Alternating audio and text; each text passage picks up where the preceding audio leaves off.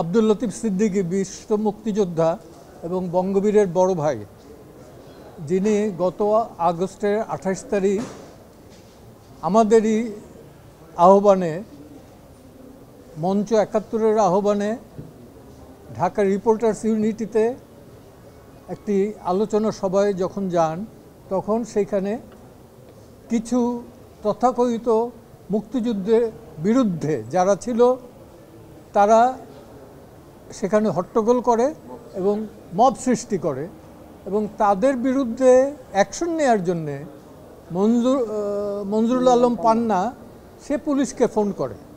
Police আসার পরে যেটা হয়, মব সৃষ্টিকারীদের গ্রেপ্তার না করে গ্রেপ্তার করে নিয়ে যায় এইখানে উপস্থিত 16 জনকে।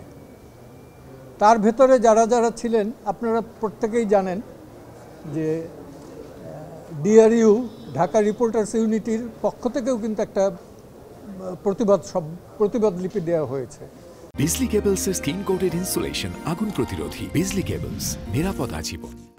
28 তারিখ গ্রেপ্তারের পরে শাহবাগ থানা একটা মামলা করে সন্ত্রাস দমন আইনে, এবং যে সেকশনটা, সেই সেকশনটা হলো যে রাষ্ট্রীয় সম্পত্তি ধ্বংস করা।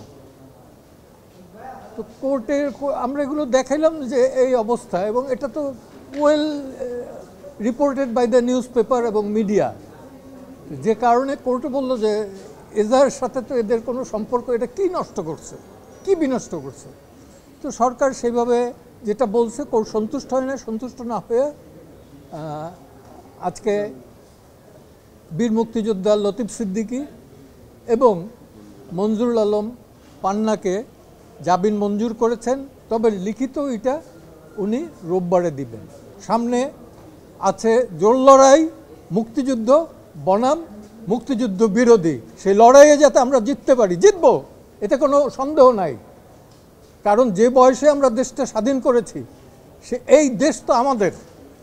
এই দেশে থেকে স্বাধীনতার বিরুদ্ধে, মহান মুক্তিযুদ্ধের বিরুদ্ধে, 72-এর সংবিধানের বিরুদ্ধে কোনো কথা বলতে আমরা দেব না। রাষ্ট্রের যিনি অ্যাটর্নি জেনারেল, তিনি নিশ্চয়ই এটা নিয়ে উচ্চ আদালতে আরও যাবেন না। যদি যান তা আমরা ফেস করব।